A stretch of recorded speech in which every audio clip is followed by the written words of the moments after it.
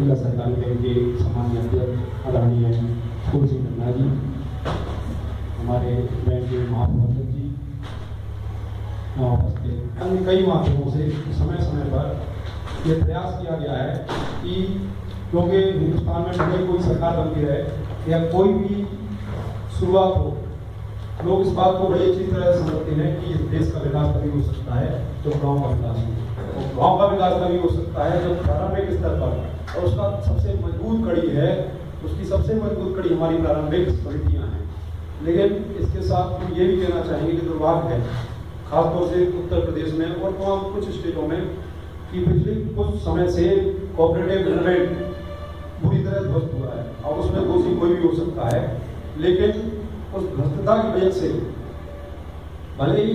इस सेक्टर में काम करने वाले लोगों को नुकसान नहीं हुआ हो, लेकिन जो लोग इससे लाभ पा सकते थे उनका बहुत बड़ा नुकसान हुआ है। हमारे यहाँ क्षेत्र में आज भी कई गाँव में अभी पिछले दिनों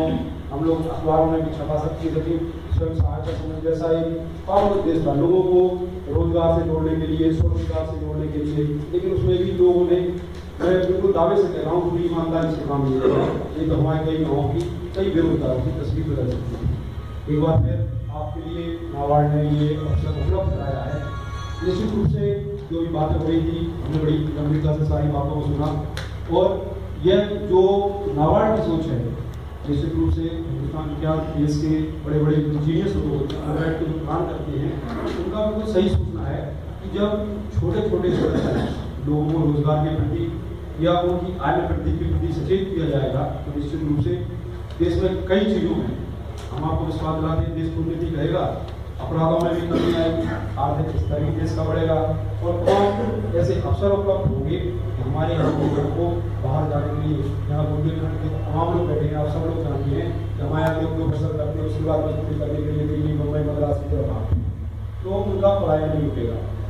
आप लोगों से हम कहना चाहते हैं, अगर हम अपने कर्तव्य के प्रति ईमानदारी के साथ जो अवसर उपलब्ध कराए जा रहे हैं ये केवल गोष्ठी तक समाप्त न हो, जैसा भी महोदय ने बताया कि ये तमाम चीज़ों की खुशी हुई इस बात की। हम जो GM साहब हैं नाबार्ड के, उनसे भी कहना चाहेंगे, आप समितियां तो चयनित कीजिए, एक दो गांव भी चयनित कीजिए, उनको आदर्श गांव बनाइए, वहाँ कम से कम 4 अपना जब अपने ऐसे प्रोजेक्ट कीजिए, जैसे आपने कहा 2 लाख रुपये भंडार के व्यवसाय के लिए या आटा चक्की के व्यवसाय के लिए या व्हीकल्स के लिए, तो एक आदर्श गाँव भी चयनित कीजिए जनपद में कि उस आदर्श गाँव में कम से कम 1 करोड़ रुपए का साल का पैकेज हो गया, इनका 30 लाख का हो गया। इन्होंने ऐसे शुरुआत की। हमारे पास भी उदाहरण होने चाहिए कि हम लोगों ने 2 लाख रुपए का ऋण किया था, आज इनके पास 15 और 20 लाख रुपए की पूंजी है, 15 और 20 लाख रुपए का ये अपना व्यवसाय कर रहे हैं। तो ऐसे उदाहरण भी हमें पेश करने होंगे ताकि जब हमारी GM हो या कभी कहीं किसानों का कोई कृषक मेला हो या कोई गोष्ठी हो, उसमें जो सामने बैठे किसान इस बात को समझेंगे कि उन्हीं की तरह कोई बीच से उठकर